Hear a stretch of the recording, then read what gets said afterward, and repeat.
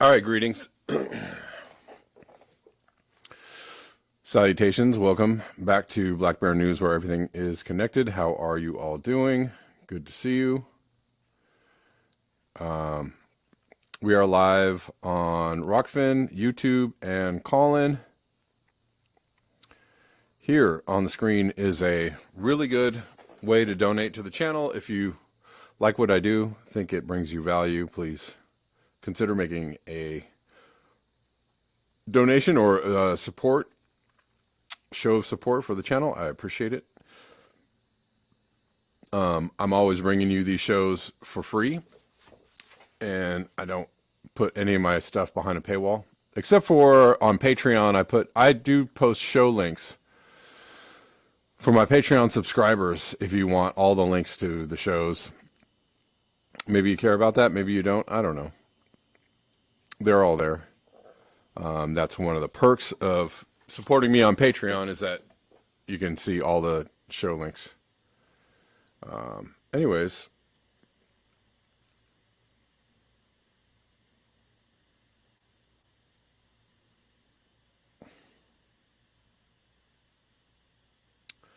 it's a good quote.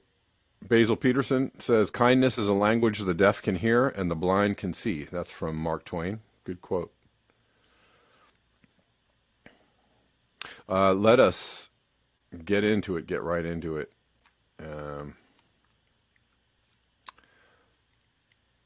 It is already very warm here.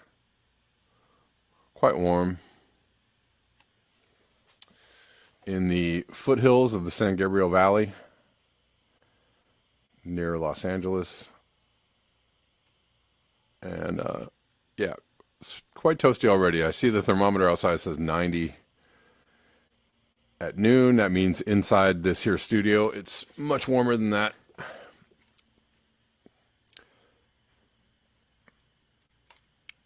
Where are we going first? I don't know. We'll just start at the beginning. And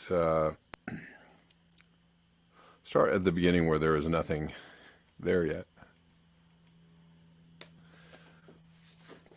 From Poppy Davis says, China's shipping stopped in parts of the Yangtze, similar to the Rhine in Germany. Water not flowing down from the mountains, plus extreme heat across China.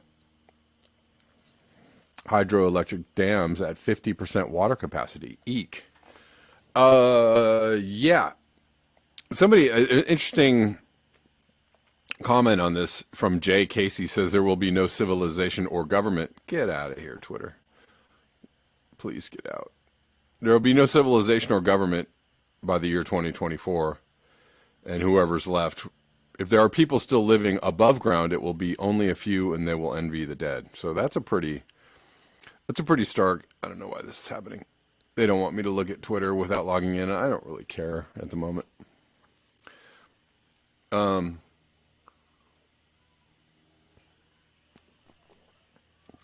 Let's look at this though quickly.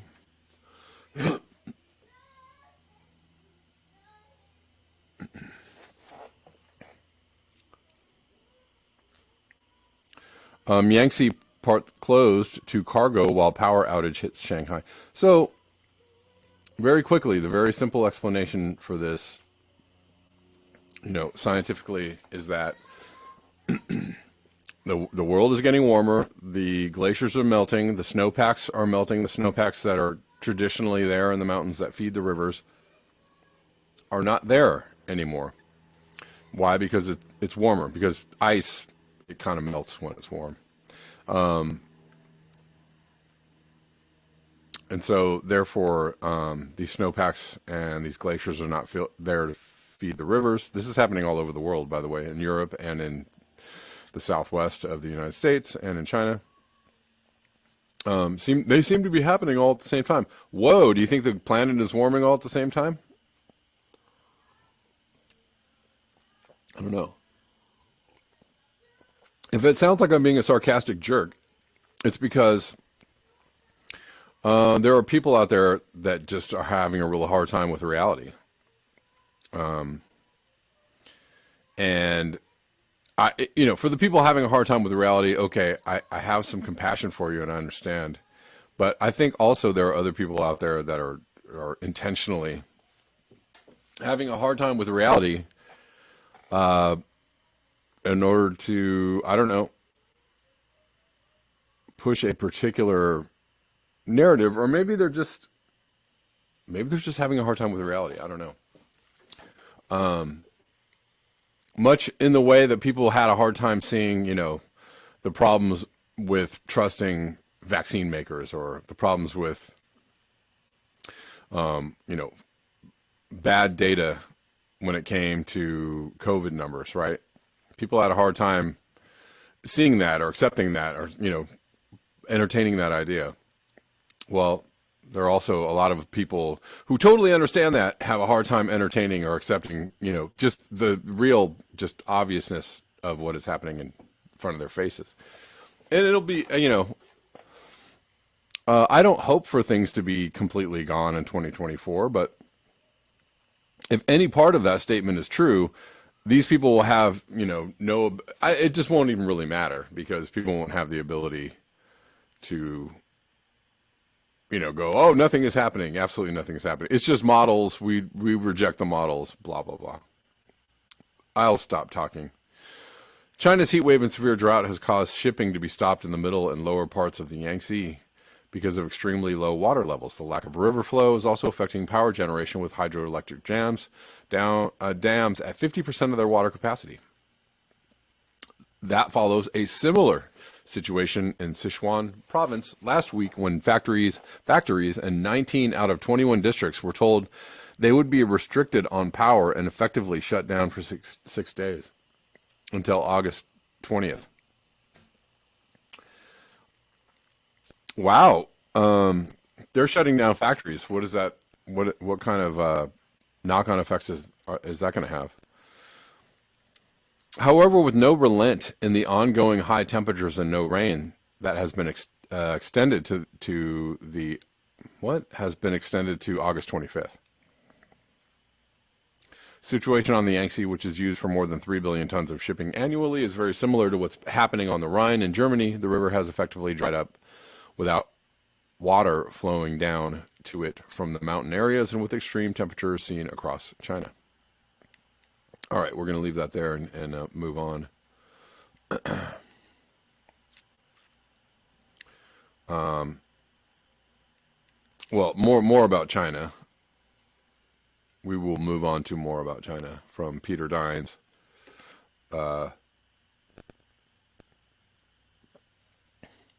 So much for Nordhaus' prediction that 87% of industry will be unaffected by climate change as it happens indoors. Over 16,000 factories have had to be shut down due to current heat waves. The massive holes in his theory are already showing. He's adding Professor Steve Keen, sorry. So China is ordering factories to shut down amid fiercest heat wave in 6 decades. China's Sichuan province has ordered all factories to shut down for 6 days. There are also blackouts and brownouts going on, and we'll get to that, because they're trying to conserve energy and keep people.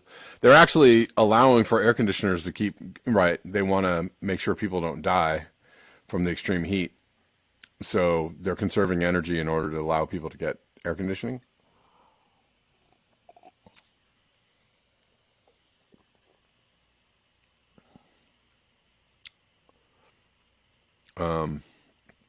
China is facing its fiercest heat wave in 6 decades, with temperatures crossing 40 degrees Celsius in dozens of cities.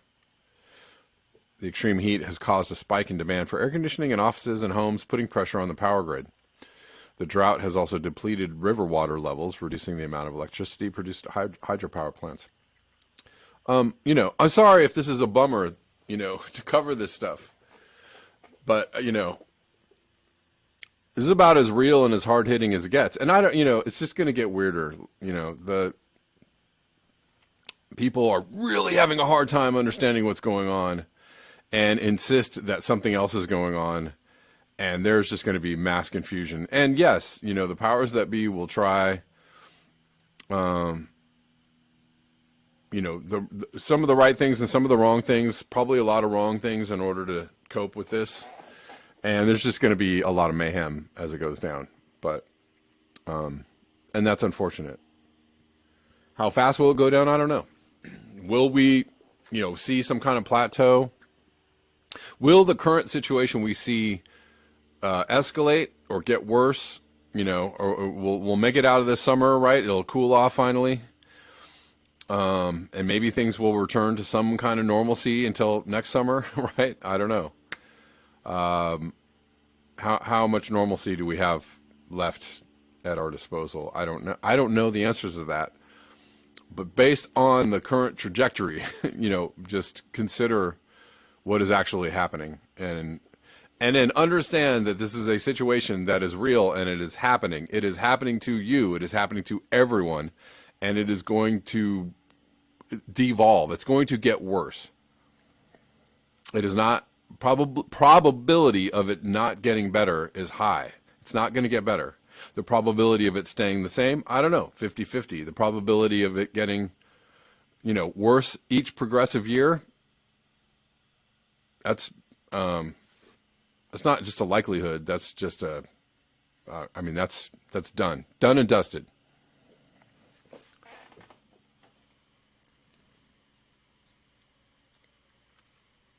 Let's keep going.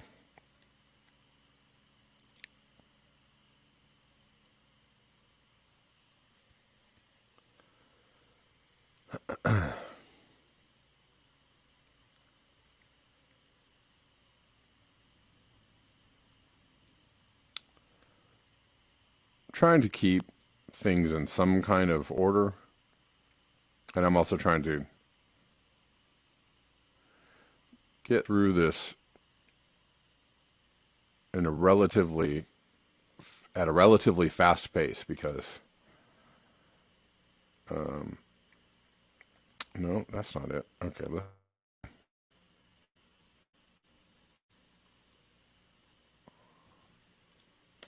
or is this the same thing? I don't know. I don't think it is. Anyway, from Peter Dines, first Berlin, now China, is turning out the lights along the famous Bund riverfront due to the amount of energy now needed to run air conditioning throughout Shanghai.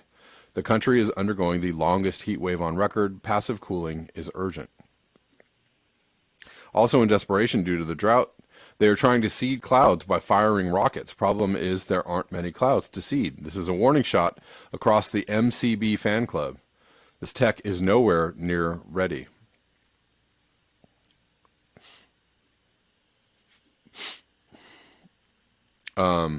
Sorry, just looking at this.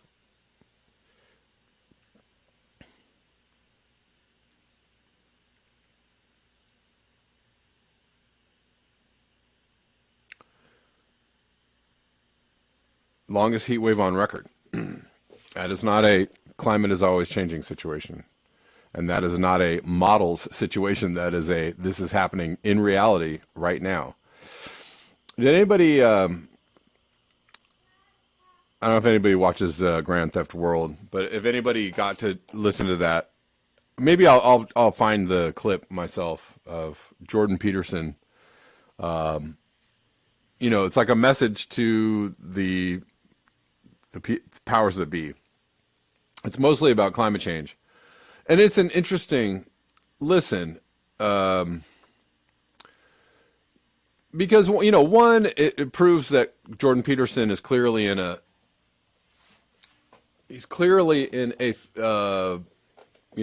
on a particular spectrum of political understanding, right? And so he's kind of saying, he's repeating a lot of the same kind of things that a particular spectrum of people repeat. And it's also clear that he doesn't understand climate science. Very clear he doesn't understand climate science. But he does say some interesting things. He does actually touch on some things where he's very clued in to the fact that, the way that the governments are going to handle things falling apart due to climate change are going to end up probably making it worse. Are going to end up forcing people to go out and, whatever it might be, fend for themselves, right? In the remaining, with the remaining resources at their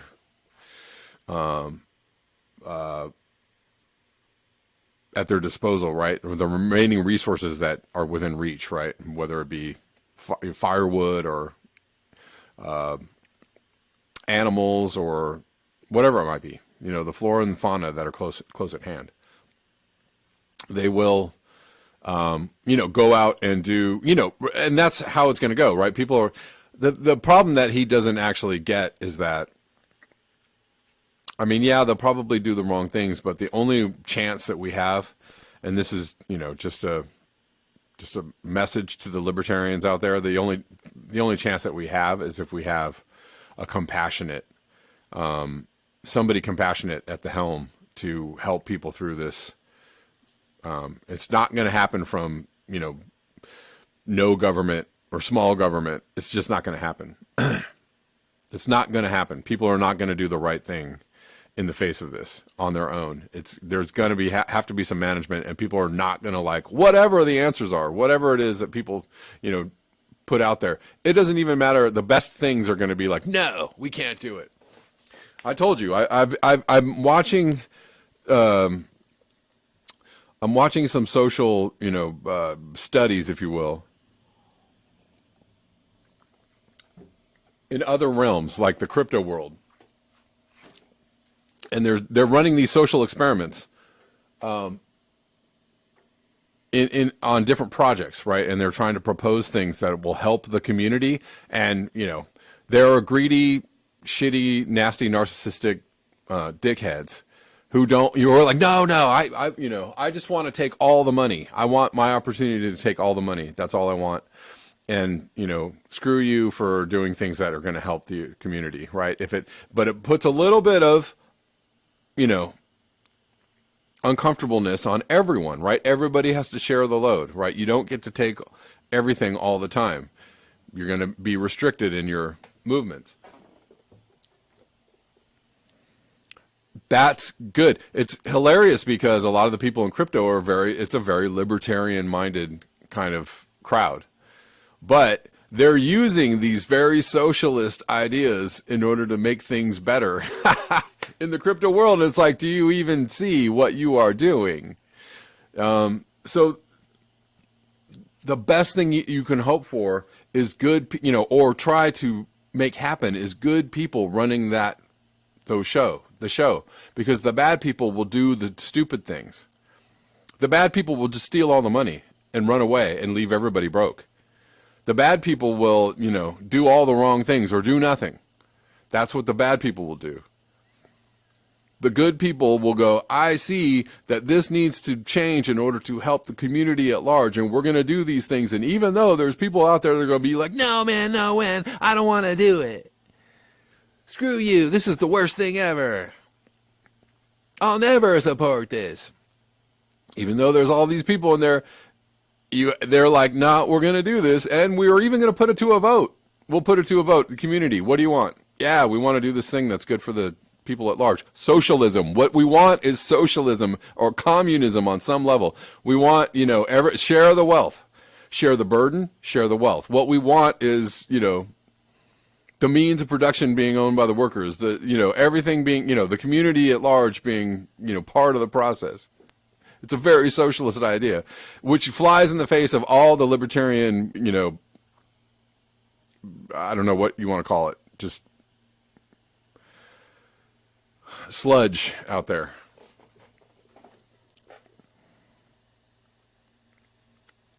That being unregulated or nobody at the helm or nobody at the controls is going to be better for you. That is absolutely just cheers.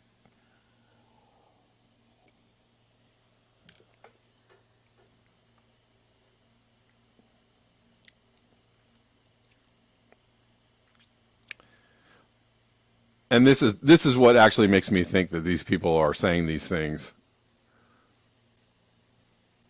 in a nefarious way, because all of these things help this, the powers that be do whatever they want to do. All of the things that they're saying actually help the powers that be continue to do whatever they're going to do. And, for business as usual to go forward. Unencumbered, right? No regulations, no government, small government. We got to get, right? All of those things help business as usual continue and to drive everybody off a cliff. But they're telling you this is the thing that is good for you. And I want you to understand when you are listening to these people say this stuff that they are full of shit or stupid as fuck or both. But more likely it's more like full of shit, right? Because they know. These are all very smart people telling you they know what the end result is.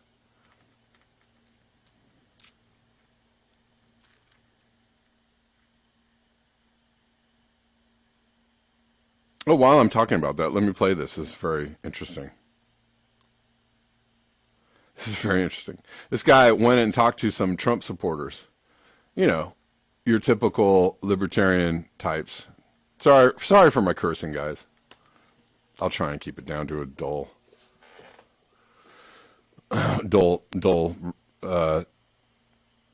knife blade. And so let's see if we can get some volume on this.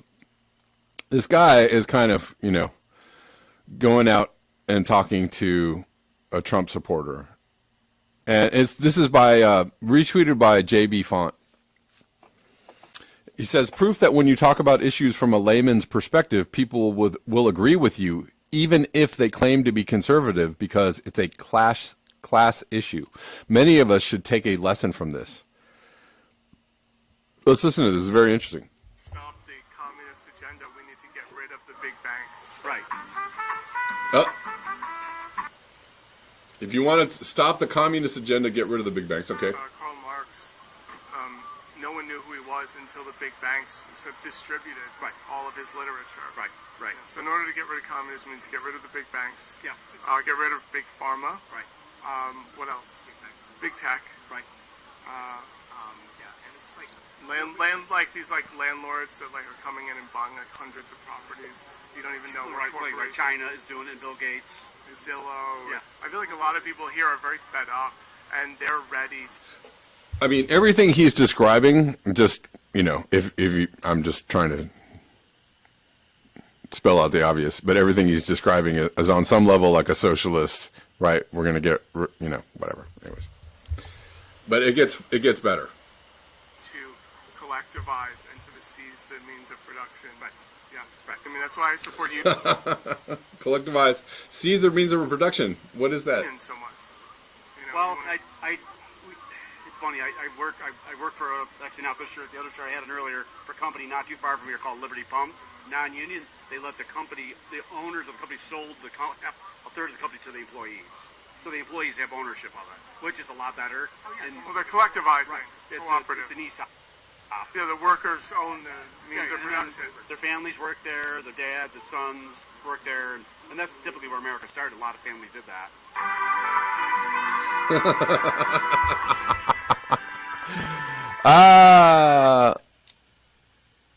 So this guy is a total Trumper and, probably says he's a libertarian. But he understands that collectivizing, right, things that are good for people, the worker is owning the means of production and, putting control back in the hands of the people. Yeah. Anyways, I thought that was a funny clip. Hope you all enjoyed that. And watch out for these other shit libs out there that'll have you going down in the Hindenburg.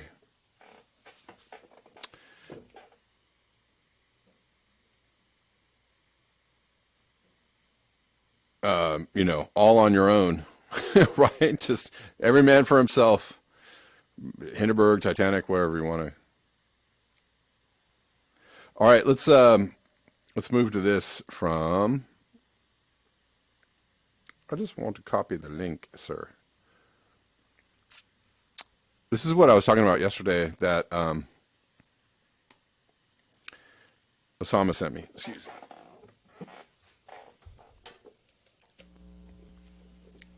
Is that it? That's not it. That's not it. Come on, man.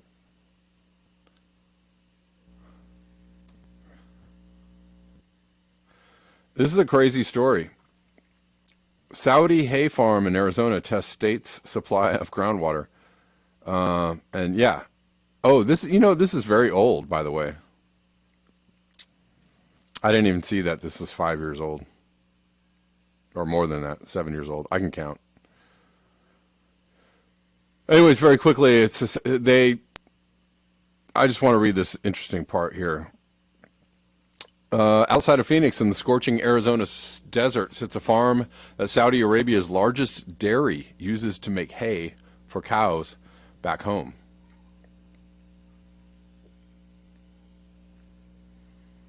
The dairy company named Al-Marai bought the farm last year and has planted thousands of acres of groundwater guzzling alfalfa to make that hay. Saudi Arabia can't grow its own hay anymore because those crops drained its own ancient aquifer. Long story short, they came here. They bought a huge area here to drain the aquifer here.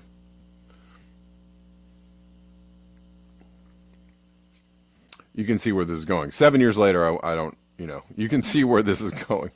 7 years later, if you're wondering why the rivers and the reservoirs are low, well, this is one of the reasons. Remember I read that, the hilarious knee slapper article of the, and, by the way, Grand Theft World, they proved me right. They ran down the road with this article. See, these scientists are saying no. I was like, yeah, you guys fell for the bait. I don't know.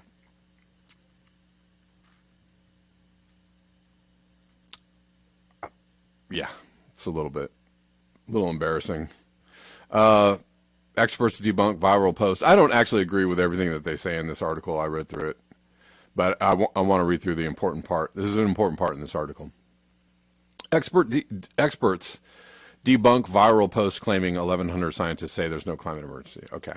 And part of this, no, man, listen, I don't want to do all this right now. Jesus.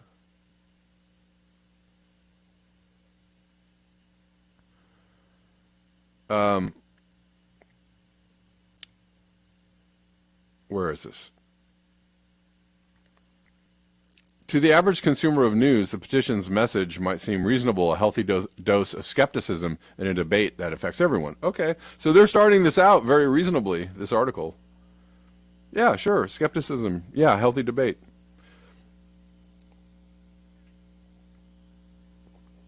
Computer models are human-made, the petition begins.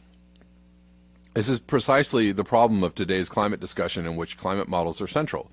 Climate science has degenerated into a discussion based on beliefs, not on sound self-critical science. Dubbed the World Climate Declaration and allegedly signed by over 1,100 scientists and professionals, the petition appears to show a faction of the science community that concerned the debate around climate change has strayed from empirical evidence and become too political is courageously breaking from dangerous groupthink to declare that there is, in fact, no climate emergency. The declaration, whose top signatory is a Nobel Prize-winning physicist named Ivar Giver, I guess is his name, or Giver, was shared tens of thousands of times last week and through the weekend on social media, including Alex Antic, a senator from Australia's Liberal Party, who said in a Thursday post that the declaration dealt a further blow to the green zealots in academia, who claim the science of global warming is mostly a settled matter. His post received more than 8,000 likes, blah, blah, blah. Okay, and was shared a bunch of times, sure. But despite its measured tone and its list of supporters with impressive-sounding titles like professor or doctor, The declaration isn't what it appears to be. Several career climatologists and disinformation experts told Insight Climate News. Rather, they say the post seems to be the latest iteration of a broader disinformation campaign that for decades has peddled a series of arguments long discredited by the scientific community at large. Furthermore, the experts told me the vast majority of the declaration signatories have no experience in climate science at all. And we covered this, right? It's just a bunch of like people. And some of these people work in the mining and the oil industry, right? So it's like, yeah, that's not convenient at all for you to claim that climate change isn't happening. Anyways, and the group behind this message, the Climate Intelligence Foundation, or CLINTEL, has well-documented ties to oil money and fossil fuel interest groups, of course. Looking at the list of signatories, there's a lot of engineers, medical doctors, and petroleum geologists, and almost no actual climate scientists, right? Exactly. It's just some people that think that climate change isn't real. It's not climate scientists. You actually need to have climate scientists in there saying no, and you won't find climate scientists who are like, no. I mean, that's just not. It's not a thing. Sorry. In fact, Ivar Guyver. Oh, anyways, looking at the list of signatories, we already read that. In fact, Ivar Guyver, who has been promoted as kind of a poster child for the Declaration and what some believe is meant to give it credibility, won his Nobel with another scientist in 1973 for their discovery of an electron tunneling in superconductors, not for anything remotely related to the study of global warming, right? So, okay. Other signatories of the petition, as noted by climate journalist Dave Vedder, included at least 8 current or former employees of oil giant Shell, right?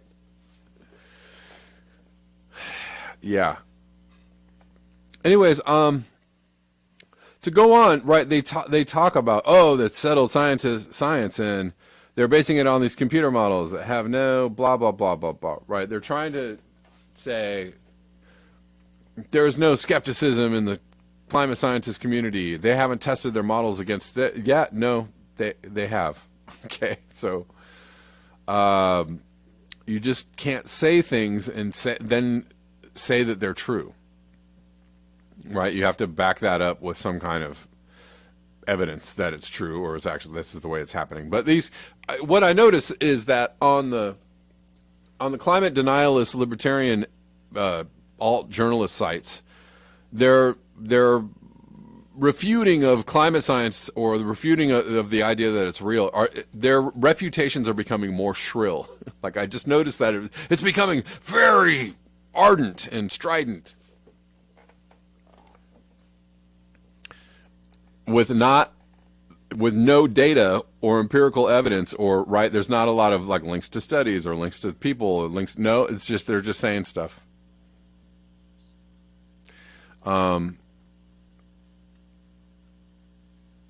Or the bad people are behind this.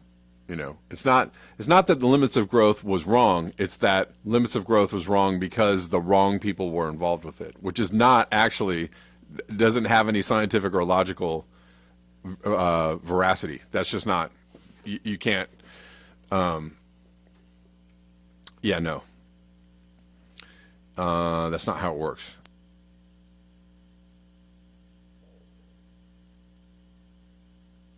Anyways, the scientist that they're talking to in this article says.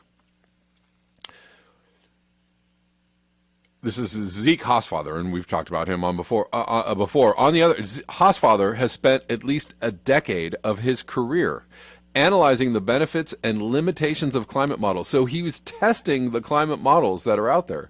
So he went in and said, are these real? Are these right? Are these wrong? What's wrong? So he's reanalyzing the models that are already out there to make sure that, the data coming out, the data going in and data coming out are correct. So The climate scientist is bringing the skepticism to the table, the science to the table, is saying, hey, is this real or is this not real? I want to figure it out.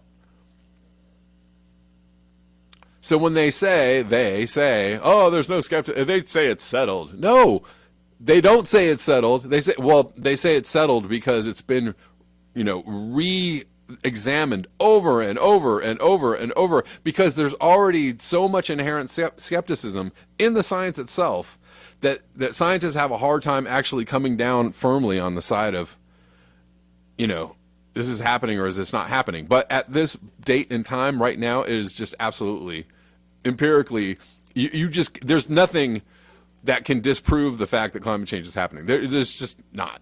It's just not. And, putting up a graph against this graph is not disproving climate science. I'm sorry. That's just not how it works.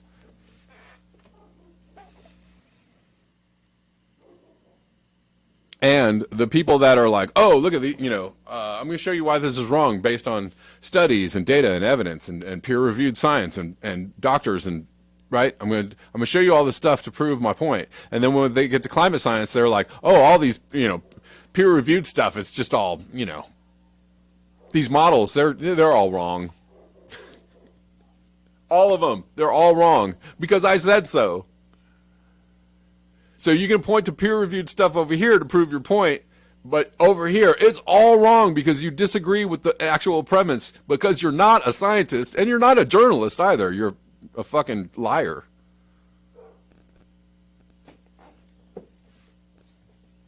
Prove me wrong. Then I'll stop calling you a liar. Grand Theft World, Ryan Christian, even Slow News Day. You're all lying. You're liars. You're liars. Prove me wrong, and I'll stop calling you a liar, but I'll call you a liar every fucking day. And I can go on. Jason Burmis, blah, blah, blah. All these people. On this point, are they trying to tell you the truth about other things? I don't know. I like some of their reporting on other items.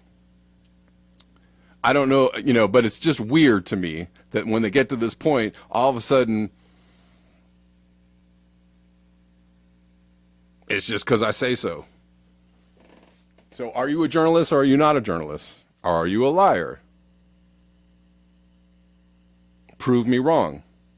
Bring the evidence, bring the data, and don't oh, look, there's 1,100 scientists that aren't climate scientists sign this thing.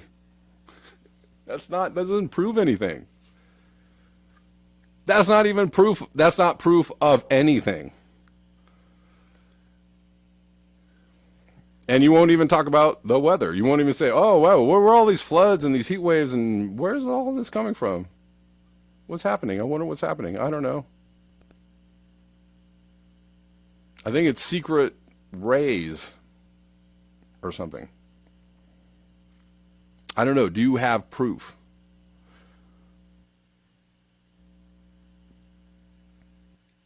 I'm going off.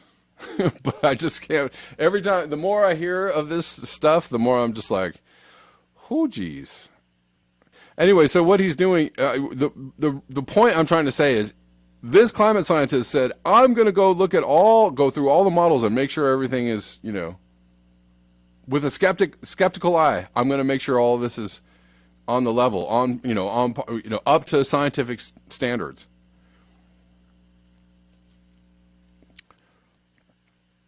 Then he did a review. He reviewed all these models, and he said, in 2019, he led a team of researchers who published a peer-reviewed study in the science journal's Geophysical Research Letters that found most of the climate models being used to predict Earth's average surface temperature between 1970 and 2017 have been impressively accurate. Of the 17 climate models the team studied, 10 predicted outcomes that were consistent with real-world observations. In other words, even the most rudimentary models created in the early 70s tracked closely with real-life temperature readings spanning nearly 40 years.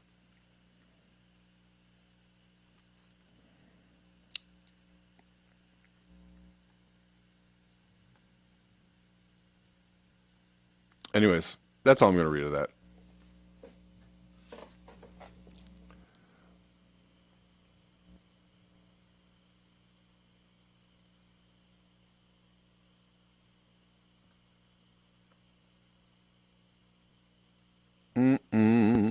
Stop lying on behalf of the fossil fuel industry. That would be great to me. 'Cause you look like suckers and you sound like fools.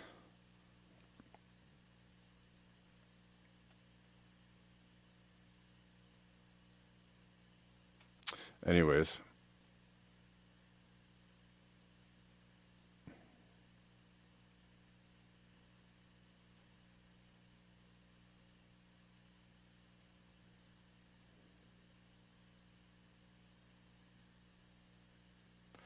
Anyways, I'm going to take this call from William. How you doing, William? Dad, can you hear me today? I think you're okay right now. I don't know why. I don't know why your signal is always late or lately has been pretty bad. I don't know. Yeah, I don't know either. The internet connection maybe, but you can hear me okay now? It's better, yes. Very good.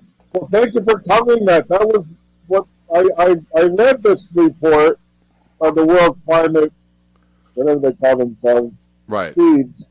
And, you did a good point. You did a good job. At any time, there's an old saying, follow the money. Right. Right. And this is what's happening. You're absolutely right. The sad thing is, like I said, we know most people in survival mode just trying to pay the rent and mortgage, and they read the headlines and the first part of an article. Then you got to really read down to get any meat. You know what I mean? And the Right. attention span is 2 minutes. So I need to know that. This is, you know what I mean? In other words, when they write an article, you might find more information further down. A lot of people never get to that. You Right. follow me?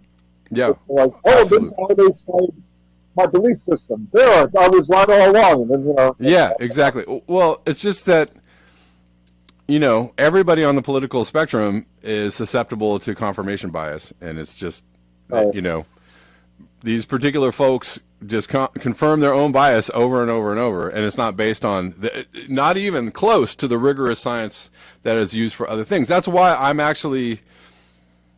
think I'm one of the few people that is like, okay, I believe, particular conspiracies are true based on the data and the evidence, observations on, different, all kinds of points of data and evidence. But I also believe that climate change is real because it's just so friggin' obvious, right? And data and evidence, though, is basically, right, it's not just studies, it's not just models. You can actually see things happening in real time that add up to, golly gee willikers, I think it's getting warm.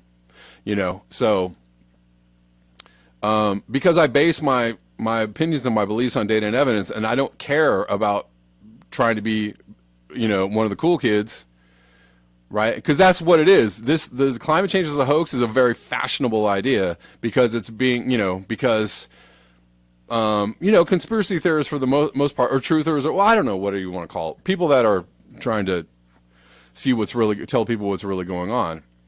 I always appreciate that. I always find that to be, really admirable and something that I aspire to myself. Those folks that are trying to tell people the truth about the system and how things work and all that kind of good stuff, they have a lot of traction. It's very fashionable, and for good reason, because people see that the game is what it is, or the game is a game. However, when they get to climate change, they just run straight into, I don't know what. It's just. Let me ask you, do you think some of it has to do with, well, don't forget Trump and Andrew Wheeler basically did everything they could. His EPAs are to dismantle regulations. Yeah. Oh, yeah. Oxygen. And for a lot of people who are Trumpers, I call it kind of a cult, where it's about personality. Do you think this is part of it for a lot of folks? I don't know what it is. It's very strange to me because even a lot of these people will be like, well, Trump. There are a lot of people in the truth community, I guess, who aren't even Trump fans, who are saying, Trump is a charlatan for these reasons or whatever. But I don't know, man, when it gets to climate change, it is just lockstep. It is single file, do not get out of line. It is lockstep. There are no dissenters. There's no differences of opinion. There's no, maybe I should look further into this. There's no, possibly there could be something going on. There's not, it's just, I don't know. Like, as soon as these folks get to the subject of climate change, it just sounds like a fucking infomercial for Ronald Reagan and Rush Limbaugh and the fossil fuel think tanks, right? Going, as far back, because that's when a lot of that stuff, the neocon libertarian agenda, it's very fashionable to be libertarian, right? No regulations. The government is bad. We got to get rid of them. They're all evil. It's just, all that stuff is also very lockstep, right? And so, it's strange to me. Those things coalesce and intertwine very tightly. The climate change is false, and the government is bad, and no regulations, and communism is bad, and so it's all like this neocon thing, and all these people are saying the same thing all the time, all day long, and it's like, are you guys? Do you really actually believe this? Because I think maybe you do some days, and some days I feel like this is just an infomercial. Well, I mean, I hear you, and I hear your righteous indignation. It's maddening, isn't it? For someone who's trying to be objective like you and base things based on science and data, and that's how I look at things. Of course, with my degree in resource economics, that's what it was about. You follow me? And so you look at the ice core samples and you see the CO2 rise that spiked in the last 100 years. Gee, what's in common here? Burning of petrochemicals, etc. Mm-hmm. And that's data point that is irrefutable. But nowhere in history in any of those ice core samples has there been a spike like this, unless there was a major volcanic activity or meteor strike. You follow me? And so, we didn't have that happen in our lifetimes, per se, to cause this. It's directly due to what's new. What's new? Let me think. Right. So, where's the logic? I agree with you 100%. I don't know. Like I said, the only time I've ever been able to reach anybody is say, well, anyone who's lived in what we might call a sacrifice zone, like Pittsburgh, Connecticut was the manufacturing hub of New England for the wars where I live. All the EPA sites, the emphysema, the lung cancers, the breast cancers, etc. They're common and concentrated in these areas. You follow me? You look at the coal mining industry and the lung cancer and emphysema, and those places where those coal miners that work and their families live. So the only thing I out of frustration and partly out of exasperation, I just go, well, I think everybody can agree that like particulate matter in the atmosphere is bad for people's lungs. Can we at least agree on that? And that maybe exactly. You know what I mean? Exactly. Well, there's a disconnect between pumping shit into the skies, is certainly not good for people, but CO2 not a problem. I'm like, okay, I don't know. You lost me there on that one because it's the same shit, right? It's the same. And, an overabundance of anything is not good for you, right? Even plant food, right? Too much fertilizer is bad for your plants. Yes. Too much CO2 is bad for your brain. Anyways, William, I got to let you go. Thank you so much for the call. Yeah, thank you. Okay, bye. All right, bye-bye.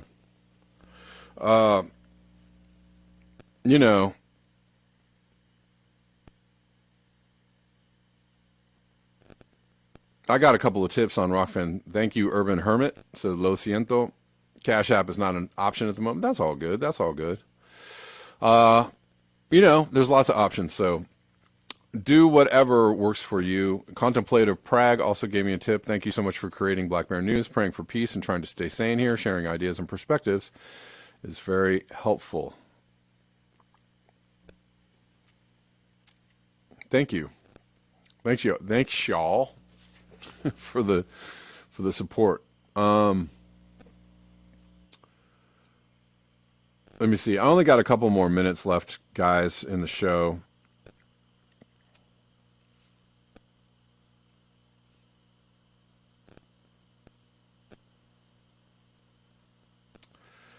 Where do I want to go before we go?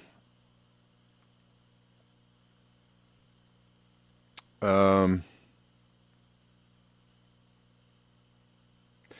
don't know.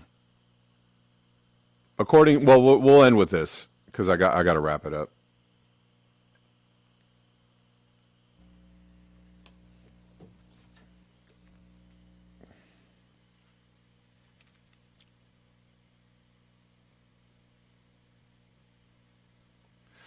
According to statistical forecasting, next year's El Nino could be the strongest of this entire decade. Prepare for hell.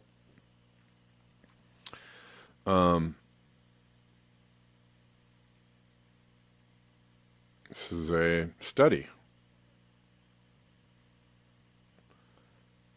And so we've been experiencing these crazy heat waves in La Nina cycle, which means that it should be actually cooler. La Nina is the cycle when El Nino is when the oceans let go of the heat, release the heat, and the heat does a number on other parts of the planet or the rest of the planet. La Nina is, the negative of that. So La Nina is typically supposed to be a cooler period for the planet. And we have been outpacing La Nina, right? We're supposed to be cooling. We're getting hotter in a time when there's not supposed to be more heat. And then so what people fear is the next El Nino is going to be like a sucker punch to the planet. So there's that. Yeah, anyways, thank you guys for your eyes, your ears, and your conscience. I appreciate you hanging out with me every single day on YouTube, Rockfin, and Callin. I will see you guys tomorrow at the regular time of 12 p.m. Pacific Daylight. And until next time, peace.